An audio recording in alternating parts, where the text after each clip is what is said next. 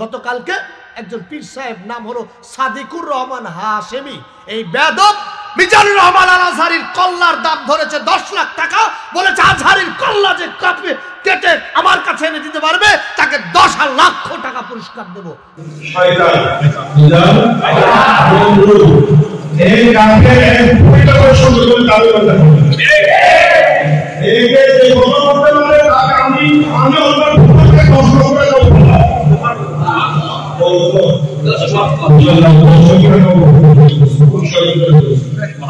Doctor Mizanur Rahman আল আজহারী নাম শুনেছেন আপনারা?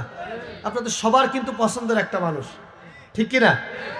এই মানুষটা 5টা বছর বাংলাদেশে থাকতে পারে নাই, কারণ ওই যে হরেরা ক্ষমতায় ছিল, তারা কোনোভাবেই হুজুরদের চোখে দেখতে পারতো না। তারা হুজুরদেরকে দেখলেই তাদের চুলকাইতো। তারা মিজানুর রহমান আল আজহারীকে 2টি অপশন দিয়েছিল, হয় বাংলাদেশ ছাড়ো, না হলে জেলে যাওয়ার জন্য প্রস্তুত হও। তিনি হেকমা করে বাংলাদেশ থেকে চলে গেলেন। 5 বছর পরে বাংলাদেশে আসলেন। বাংলাদেশে কোরআনের কথা কেবল 2টা মাহফিলে বলছে। কয়টা মাহফিলে বলেন না? কয়টা? 2টা মাহফিলে বলছে।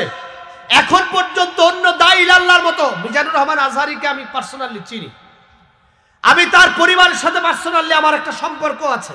তিনি যদি চাইতেন মাহফিল না করেও বিএনপি, জামাত ইসলাম, জাতীয় পার্টি, অন্য যত দল আছে, এমনকি আওয়ামী লীগও যদি পারতো আমেরিকা থেকে টাকা পাঠাই দিয়া মিজানুর রহমান আল আজহারীকে ঠিক রাখতো, ঘরে বসে লক্ষ কোটি কোটি টাকা কামাই করার সুযোগ আজহারী সাহেবের ছিল, এখনো আছে।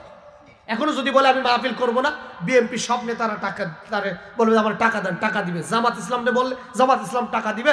সে এমন একটা পজিশন আল্লাহ তারে তৈরি করে দিয়েছেন।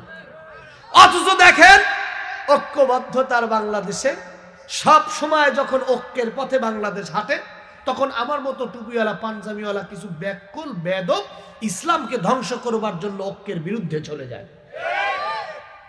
আওয়ামী লীগ থাকতেও আমি একটা কথা বারবার বলেছি, এই বাংলাদেশে ইসলামকে রাষ্ট্র ক্ষমতায় আনতে না পারার কারণে আওয়ামী লীগ, বিএনপি, জাতীয় পার্টি কোন অরাজনৈতিক ইসলামিক দল দায়ী নয়। বাংলাদেশে ইসলাম ধ্বংসের পিছনে আমার মতো টুপিওয়ালা পাঞ্জাবিওয়ালা। আপনাদের কাছে একটু খারাপ লাগতে পারে, হুজুর কয় কি? এটাই সত্য, মানতে হবে। যদি তাই না হতো, ডক্টর মিজানুর রহমান আল আজহারীর মতো সুশীল কণ্ঠ, নরম, ভদ্র, সদাচরণপ্রিয় একজন ব্যক্তিত্বের নামে গতকালকে একজন পীর সাহেব, নাম হলো সাদিকুর রহমান হাশেমি, এই বেয়াদব মিজানুর রহমান আল আজহারীর কল্লার দাম ধরেছে 10 লাখ টাকা। বলেছে আজহারীর কল্লা যে কাটবে কেটে আমার কাছে এনে দিতে পারবে তাকে 10 লক্ষ টাকা পুরস্কার দেব। বলেন না নাউজুবিল্লাহ। কোথায় গিয়ে দাঁড়িয়েছেন? কোন দেশে আপনি বসবাস করছেন?